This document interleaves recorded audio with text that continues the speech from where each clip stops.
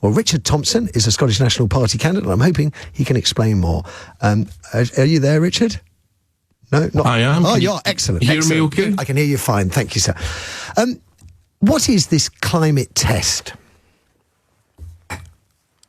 Right, it's something that was actually agreed or a version of it was agreed by the UK government with the industry back in March 2021 as part of the North Sea sector deal at the time. And that was basically to make sure that any future oil and gas developments were compatible with climate change objectives. So that took in a number of factors. The UK government consulted widely on what that would look like. But basically it was to bring an end to untrammelled oil and gas exploitation and make sure that any future exploitation that took place was compatible with our ongoing energy need for oil and gas, which we know we're going to need for quite a few decades to come, while not stifling the development of renewables, because it is, the key word in this is transition, rather than the often binary debate of simply moving overnight from one to the other that it's often assumed to be. Point taken. Is there a sort of employment issue that if it was to be, the process was less of a transition and more of a switch, to take that analogy, that there would be huge job losses within the fossil fuel industry that may eventually be compensated for by the green industry, but it would take time? Oh, massively. I mean, there's still tens of thousands of people employed in the oil and gas sector, with a particular concentration in the northeast of Scotland. But the real danger here is that the skills that there are in the oil and gas sector are pretty much the skills that you're going to need, albeit with adaptations, retraining, all the rest, upskilling. That's a skill set that you need to really grasp the opportunity of renewables coming through. And if the renewables are picking up, as we'd hope, there's massive investments going on all around the UK. There's a huge one, Scotland, 25 gigawatts of electricity off the shores of Scotland, which is 5 times our current electricity demand, incidentally, just for Scotland. But unless you're sustaining those jobs, sustaining that employment, all those skills will just go elsewhere. And that will slow the progress that we need to make on renewables. So that's the key importance of getting the balance of the transition right. So, I mean, I think the key element in this for me is that if you want that energy transition, you don't achieve that by choking off the supply of hydrocarbons, because that's still meeting 75% of our energy needs.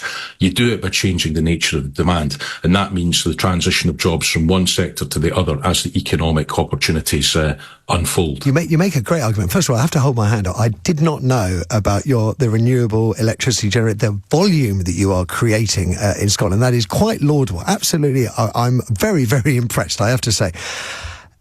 Just returning to the climate test, I mean, there are many people out there that would say you can't take out any more oil and gas, that we passed the point of safe extraction of oil and gas many, many years ago. Climate change is a massive threat to all survival, and therefore any kind of climate test is a nonsense, really. You're just helping Rishi Sunak get oil out the ground at ever greater expense, and we're delaying the transition. And what would you say to that?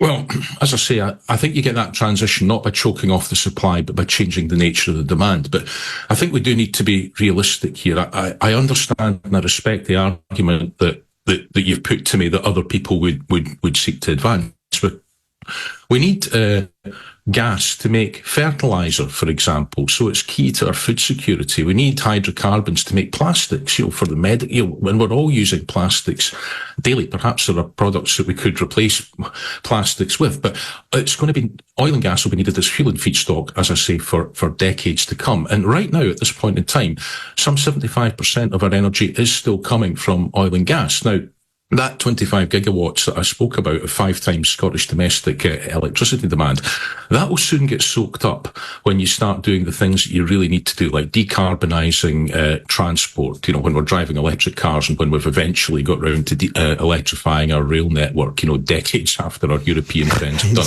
it. You need to decarbonise domestic heat as well. That's another big one. And you also need to try and find ways to decarbonise industry.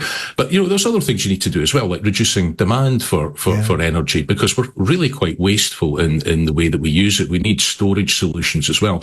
So I don't think you can have that idealistic no more overnight. We do need to recognise it's a transition, and that without continued exploitation and development, we're not going to get to the place we need to get as quickly.